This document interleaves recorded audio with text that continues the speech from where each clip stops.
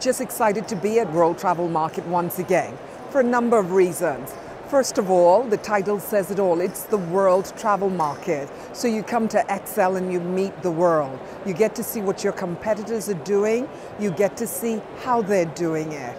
And what is good about that, it either lets you know where you are and how well you're doing, or it tells you how much further you've got to go and what you need to do to get there.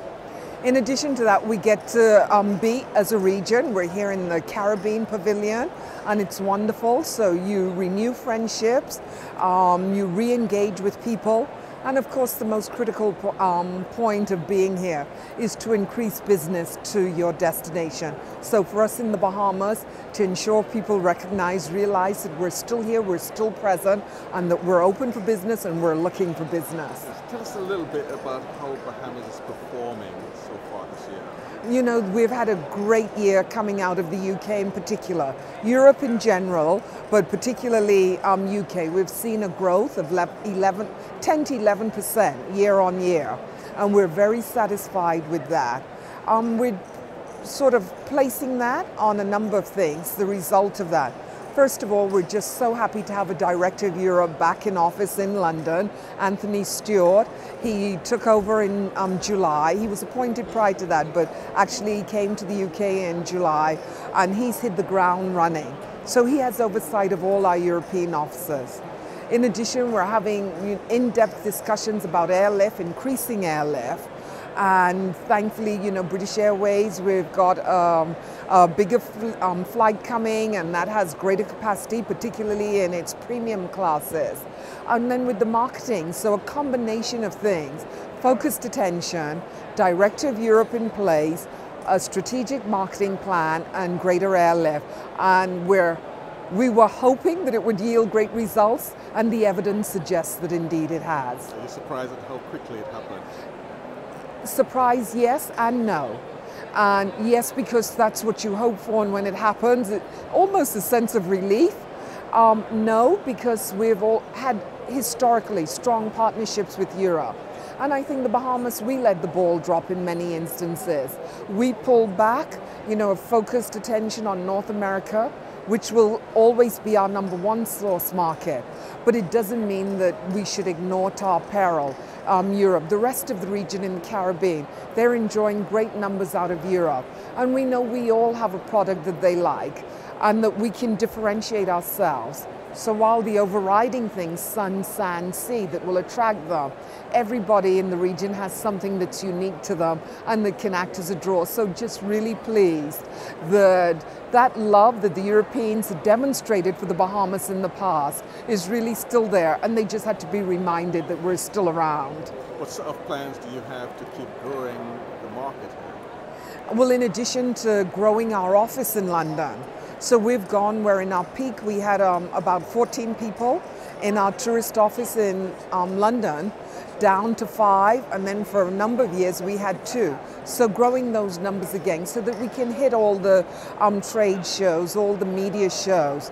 CTO puts on a number of events, road shows, and you know, the more people you have who can participate in them, the more active we can be.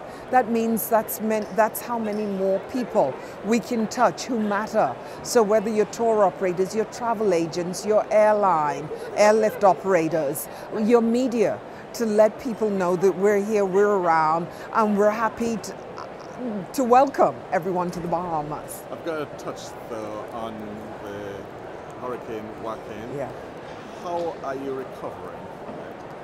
You know, Hurricane Joacquin was unusual in so many ways, not least of all its name. First of all, it took Bahamians a long time to learn how to pronounce Joaquin. So you may hear Joaquin, Joaquin, but we've been told that it really is Joaquin. What is unusual about it is that it is a hurricane that actually formed off the coast of the Bahamas. Traditionally, hurricanes form off the coast of West Africa, and they travel. So you're able to track the arrival of the hurricane, you can plan, you can anticipate. This one broke every template, formed off the coast of the Bahamas, developed as a tropical storm, and within a few hours changed to Category 1 hurricane, then to Category 4. Sadly, a number of our islands were really quite devastated by Joacquin, our southeastern islands. And so we, the Ministry of Tourism, we have a difficult role at the moment, trying to let people know, on the one hand, that we remain open for business. So Nassau, Paradise Island, Grand Bahama, Abaco, Bimini, Eleuthera, Exuma, for example, they were untouched. But that our southern islands, yes, they're really badly destroyed. A lot of work is needed to rebuild them. People have lost everything. A number of our niche boutique hotels and niche markets, Cricket Island, Bone Fishing, Ragged Island, Rumkey, Long Island. So the balance, it's a delicate balance to get right. But it also lets us have an opportunity to speak to the world about the archipelagic nation of the Bahamas. There's 700 islands, and so while the southern islands were affected, the northern islands remained untouched by Hurricane Joacquin. And that's the thing about it, that the Bahamas is quite large, and often you hear of a hurricane, a storm in the Caribbean, and one thinks, well, if it's in the Caribbean, the entire Caribbean That's correct. is it.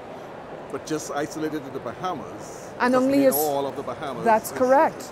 You're talking the Bahamas is a range of 100,000 square miles, and you know when people don't realize that.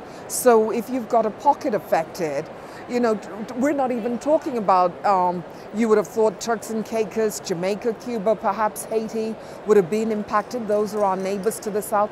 They were not impacted. Similarly, our islands in the north in the Bahamas, which is even further away from the islands that I mentioned to the south, who are our neighbors. So it is all of us, I think, the need to get the geography out so people understand. And that speaks, you know, it segues well into opportunities that exist for us as a region. And one of the things we want to do when we're here, talk about multi-destinational marketing. You can visit the Bahamas, and then you can go on to Jamaica or Barbados or Antigua, you know, or the Grenadines, and have a completely different experience. And I think it's up to us to try and exploit those possibilities and take advantage of them now. Okay, thank you very much. You're very welcome.